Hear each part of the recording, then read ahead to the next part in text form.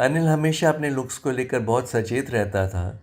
एक दिन अंदर बाहर की शूटिंग के ब्रेक में अनिल और मैं जुहू की सड़कें पैदल नाप रहे थे, तो अनिल पार्क की हुई हर दूसरी गाड़ी के फ्रंट मिरर में अपने लुक्स को चेकआउट कर रहे थे। वो अपनी मूछें चिमटा रहे थे और आईने में अपने रिफ्लेक्शन को देखकर मुस्कुरा रहे थे। तो मैंने उनसे पूछा, Anil, are you in love with yourself? मेरे सवाल से थोड़ा अचंभित होकर अनिल ने शीशा एक तरफ रख दिया और मुझसे कहा, दिनेश, अगर मैं खुद से प्यार नहीं करूँगा तो मैं कैसे उम्मीद कर सकता हूँ कि दूसरे मुझसे प्यार करेंगे? अनिल के साथ रहना कॉलेज के एक दोस्त के साथ समय बिताने जैसा है। वो सॉर्टेड है, मिलनसार और बातूनी भी। जब अनिल और मैं बात करते हैं तो अनिल बार बार पूछता है, समझ रहा है ना दिनेश? तो एक बार मैंने मजाक में जवाब दिया, अनिल, मैं एक इंटेलिजेंट आदमी हूँ, पहली बार में ही सब समझ जाता हूँ। जब मैं टीवी शो 24 के बारे में उन्हें इंटरव्यू करने के लिए उनसे उनके आलिशान घर पर मिला तो आदत से मजबूर उन्होंने बीच इंटरव्यू में मुझसे पूछा, यू अंडरस्टैंड ना? कुछ भी नहीं बदला था।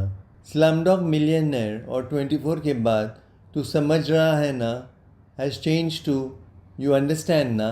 और हाँ, उनकी अंग्रेज़ी में अब अमेरिकन ट्वैंग की झलक नज़र आती है। अपनी तीखी ज़ुबान और बुद्धि के लिए प्रसिद्ध कॉलमनिस्ट देवयानी चौबल ने उनके लुक्स का मजाक उड़ाते हुए मुझसे कहा था कि ट्रेन के सेकंड क्लास डिब्बे में बैठा हर आदमी अनिल कपूर जैसे दिखता है। मिस्टर इंडिया को बनाने में बहुत समय लगा, लेकिन जब फिल्म बड़े पर्दे पर नज़र आई तो बहुत ही लोकप्रिय हुई। अनिल के परफॉर्मेंस के हर पहलू को प्रेस किया गया, जिसमें अनिल का बॉलर हैट और ट्वीट कोट भी शामिल था। कहती है मुझको हवा हवाई,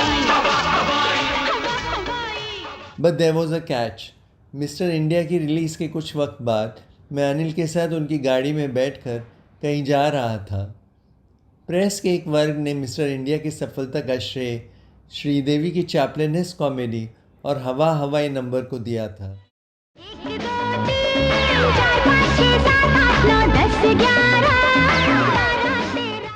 और तेज़ाब के सक्सेस का माधुरी दीक्षित और उनके सुपरहिट गाने 1 2 3 4 के नाम लिख दिया था।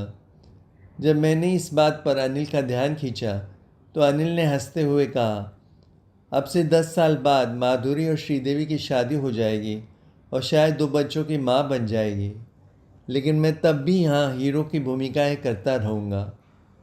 अनिल को अपनी फिल्म के विश्वनाथ निर्देशित ईश्वर पर बहुत गर्व था। जब फिल्म तैयार हो गई तो अनिल ने मुझे फिल्म के प्रीव्यू के लिए इनवाइट किया। मैं देर से पहुंचा और एक भी सीट खाली नहीं थी। मैं घर लौटने की सोच रहा था, तब अनिल ने ये देखा और सीट से छलांग लगा दी और मेरे साथ कालीन वाले आइल में बैठ गए। वह बार बार यही कहते हैं, मैं आज भी तिलक नगर चेंबूर का सीधा साधा लड़का हूँ।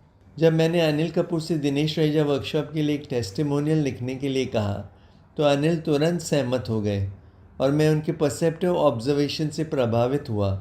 उन्होंने लिखा कि वह, अनिल और मैं, दिनेश, दोनों अभी भी बिजी और रेलेवेंट हैं क्योंकि हम अपने आप को वक्त के साथ रीइन्वेंट करते रहते हैं, और दूसरी खास बात ये कि हम खुद पर हंसने की क्षमता रखते हैं।